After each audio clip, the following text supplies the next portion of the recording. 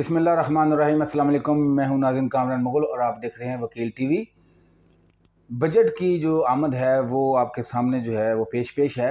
Budget के हवाले से जो है वो हुकूमत ने जो है वो आवाम पर कितने टैक्सेस लगाने का फ़ैसला किया है, आज इस मौजू पर हम बात करेंगे। इसके साथ साथ तहरीक लब्बैक के अमीर जो हैं वो बहावलपुर में जो है वो एक बार फिर जो है वो इस इसराइल जाने वाले वफद पर बरसे हैं। उन्होंने क्या बयान जारी किया है, इस हवाले से हम बात करेंगे। इसके साथ साथ जो है वो पीटीआई की हुकूमत के ख़िलाफ़ जो लॉन्ग मार्च है उसमें एक दिन बाकी रह गया है। इसके हवाले से जो है वो क्या स्ट्रेटजी पीटीआई की जानब से बनाई गई है और हुकूमत की जानब से जो है रोकने के लिए क्या इक़दाम किए गए हैं इस पर, और जो जमात इस्लामी के अमीर हैं उनकी जानब से भी जो है वो इसराइल जाने वाले वफद की मज़म्मत की गई। ये 2-3 मौज़ूआत हैं जिन पर हम आज बात करेंगे। सबसे पहले हम बजट पर बात कर लेते हैं कि नाज़रीन, नए बजट पर जो हुकूमत की जानब से जो है वो तकरीबन 1155 जो अरब रुपए है, इसका इजाफी टैक्स लगाने की जो है तजवीज़ दी गई है। इसके साथ साथ टैक्स वसूलियों का जो हदफ है वो 7255 पे जो है वो रखा गया है, ये हमारे ज़राए बता रहे हैं। इसके साथ साथ तरक्याती बजट जो है वो भी 700 अरब रुपये के करीब रखा गया है। दिफा के लिए जो है वो 1586 अरब रुपये रखे गए हैं। और इसके अलावा जो सूद पर हमने कर्जे लिए हुए IMF में दीगर ममालिक से, उसकी वापसी के लिए जो है वो 3523 अरब रुपये जो है वो उसका तखमीना जो लगाया गया है। इस तमाम जो है वो मुआशी अहदाफ के तयन के लिए जो है वो हुकूमत की जानब से सालाना जो प्लान के लिए कोऑर्डिनेशन है, इसकी कमेटी का इजलास जो है वो 4 जून को ज़राए हमारे बता रहे हैं कि तलब कर लिया गया। इसमें जो है ये फैसले किए जाएंगे। तो नाज़रीन, महंगाई का जो एक तूफ़ान है आपके सामने, जो 7000 से ज़ायद टैक्सेस जो लगाए जा रहे हैं, ये अवाम पर ही सारा नज़ला गिरेगा और आपके सामने है सारे मामला। इससे अवाम जो है वो मज़ीद महंगाई के जो है वो कर्ब में मुब्तला होगी और उनका कोई परेशानी हाल नहीं होगा। हुकूमत सिर्फ जो है वो IMF का एजेंडा पूरा करने के लिए जो है वो ये मामला जो है वो तय कर रही है, और आइंदा बजट जो है वो अवाम को कोई भी खुशहाली नहीं देगा, ये सिर्फ जमा तफरीक होगी। अब हम चलते हैं पीटीआई की जो लॉन्ग मार्च है उसके हवाले से, जो खान साहब ने क्या स्ट्रेटजी बनाई है।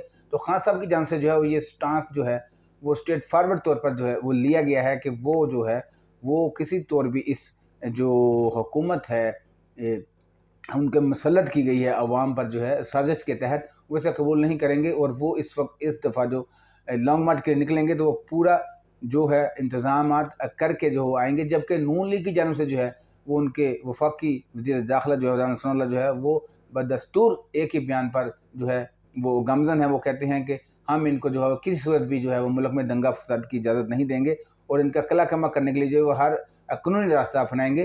तो ये अब देखते हैं कि एक रोज़ बाद जो है वो खान साहब जो है वो क्या अपनी स्ट्रेटजी बनाते हैं और लाइन देते हैं कि कब उन्होंने धरने के लिए निकलना है। बहरहाल ये मुल्क और कौम दोनों के लिए नुकसानदेह है। इससे जो है वो किसी का कोई फ़ायदा नहीं होगा। मुल्क की तरक्की जो है वो पहले ही जो है वो रुकी हुई है और मुआशी सूरत भी आप लोगों के सामने है।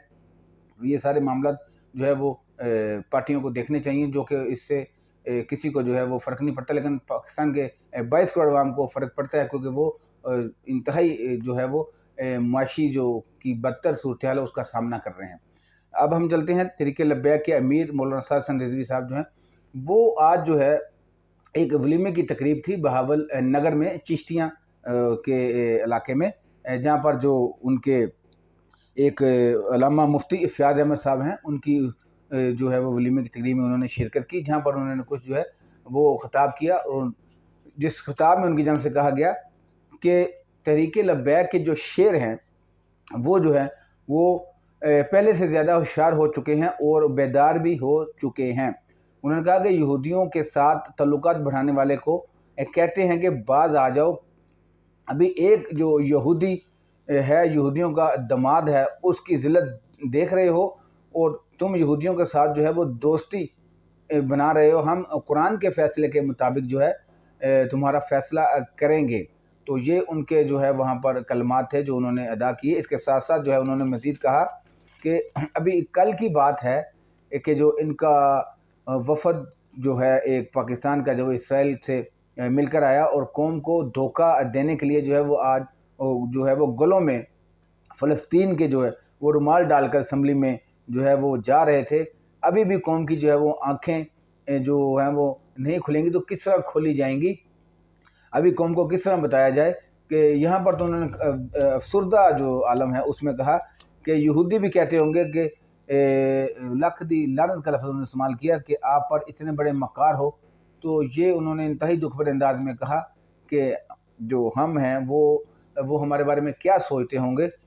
इसके साथ साथ मैं आपको बताता चलूँ कि लब्बैक के जो जून 2022 है, इसके हवाले से जो इनके जलसों की जो तारीखें हैं वो भी जो है वो लब्बैक की जानिब से जो है वो बता दी गई हैं, जिसमें सबसे पहले 5 जून को जो है वो तलाकंग में जो है वो तरीक़े लब्बैक का जलसा होगा। उसके बाद 12 जून को शेखुपुरा में, इसके बाद 17 जून को सखर में जो सूबा सिंध है उसमें, और 18 जून को जो है वो नवाबशाह में, और इसके बाद जो है वो 24 जून को फैसलाबाद में पंजाब में जो है जलसा जो है उनको मुनक्कद किया जाएगा। ये तरीक़े भी जो है वो लब्बैक की जानिब से दे दी गई हैं। अपने नाज़रीन को मैंने इस हवाले से आगाह कर दिया है। इसके साथ साथ जो है वो जो जमात इस्लामी के अमीर हैं सिराजुल हक साहब जो है वो उनकी जानिब से भी जो है वो इसराइल के इशू पर जो है लबशई की गई है। उनका कहना है कि पाकिस्तानी जो वफद है उसका इसराइल जाना और इसराइली सदर के साथ जो मुलाकात करना है, ये पाकिस्तान की 75 साल जो पॉलिसी है उससे इनहराफ है। वो इसकी शदीद मज़म्मत करते हैं और कौम के लिए भी ये नाकाबिले कबूल है। उन्होंने कहा कि और दौरे की इजाज़त देने वालों को उन्होंने कहा कि हिसाब होना चाहिए और कौम से उन्हें माफ़ी मांगनी चाहिए। तो नाज़रीन, ये तमाम सूरत हाल इस वक्त इसराइल के हवाले से जो है वो इसमें कोई दो राय नहीं कि जिस भी वफद ने जो है वो वहाँ पर मुलाकात की है उनके ख़िलाफ़ मैंने अपने पिछले व्लॉग में भी कहा था कि कोई कमीशन या कोई इंक्वायरी इन्वेस्टिगेशन जो होनी चाहिए कि ये किस एजेंडे पर वहाँ पर गए हैं। एक ऐसा मुल्क जिसको जो है वो हम तस्लीम करते ही नहीं है, जो फ़लस्तीन पर जुल्म सितम ढा रहा है, तो वहाँ पर जाने का क्या मकसद है। तो ये अभी तक मामला जो है वो हल तलब है। इसके हवाले से कोई भी जो है वो हुकूमत की जानब से पेशरफ नहीं हुई है। बहरहाल इस पर जो है वो मजहबी जमातें जो हैं वो सरापा एहतियाज है। इसमें तरीक़े लब्बैक के अमीर जो है वो किसी न किसी महफ़िल में या अपनी तकरीर में जो है इस इशू को जो है वो उठाते हैं। और आज भी जो है वो मैंने आपको बताया कि बहावलपुर में वलीमे की तकरीर में जो है वो उन्होंने इस हवाले से जो है वो बात की और कहा कि जो हमारा किरदार है, उनका जो उसका एंडिंग था जुमले का वो ये था कि अब तो यहूदी भी कहते होंगे कि ये कैसी मकार कौम है, इन पर लख दी लानत है। तो ये जुमले उन्होंने जो है वो अफसुर्दगी गाले में कहे हैं कि कौम जो है वो अभी तक बेदार नहीं हो रही है। इनको कैसे जगाया जाए कि ये जो इस वक्त हुकूमत जो हुक्मरान हैं वो मुल्क पर मुसल्लत हैं या जिन्होंने हुकूमतें इस वक्त की हैं वो किसी तौर भी अवाम के सके नहीं हो सकते, उनकी भलाई के लिए काम नहीं कर सकते। सिर्फ उनका मकसद है कि तरीक़े लब्बैक ही वो जमात है जो दीन के रूह से और नबी पाक सल्लल्लाहु अलैहि वसल्लम के दीन को तख्त पर लाकर जो है वो इस यहाँ पर इस्लामी क़वानीन का नफाज करके जो है इस मुल्क की तरक्की का ज़ामन बन सकती है।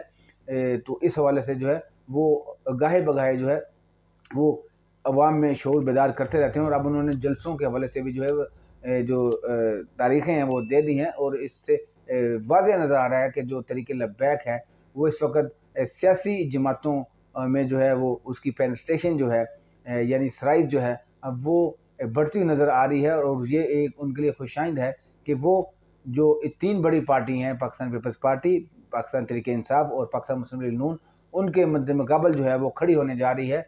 तो ये उनको चाहिए कि इसे मज़ीद जो है वो बेहतर करने के लिए जो है वो इक़दाम करें। और जैसा कि उन्होंने जल्द से जुलूस के हवाले से जो है वो अब तारीखें भी दे दी हैं, तो ये उनके लिए मज़ीद बेहतर होगा और उनके कारकुनान जो है वो मुतहरक होंगे और आइंदा इलेक्शन में जो है वो तरीक़े लब्बैक जो है इन पार्टियों के मद्देमुकाबल खड़ी होगी। और वक़्त दूर नहीं जब ये कौमी असम्बली में पहुँच कर कायदे ऐवान जो है वो बन सकते हैं।